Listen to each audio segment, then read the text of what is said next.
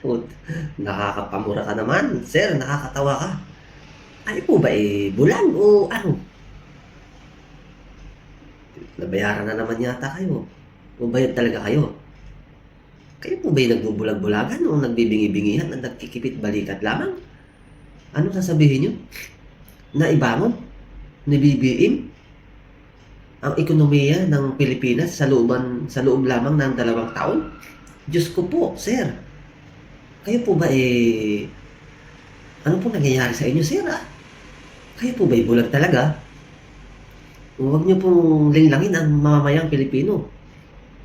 At alam naman po naming mga Pilipino ng taong bayan na lagmak, bagsak po ang ekonomiya ng Pilipinas dahil sa korupsyon, sa lantarang nakawan. 'Di ba ano po ang nangyayari? Sa Pilipinas ay alam na lang po ng taong bayan. Huwag niyo pong linlangin kami. Kasi sinasabi niyong naibangon ng Pangulo ang ekonomiya ng bansa sa loob lamang ng 2 taon. Eh, garapan lang nga po ang nakawan eh. Paano naibangon? Bagsak po. Mr. Gadon. Aba, gising po, gising, gising. Ah, grabe po kayo. Ang isipin niyo po ay yung taong bayan, hindi po yung mga sarili niyo.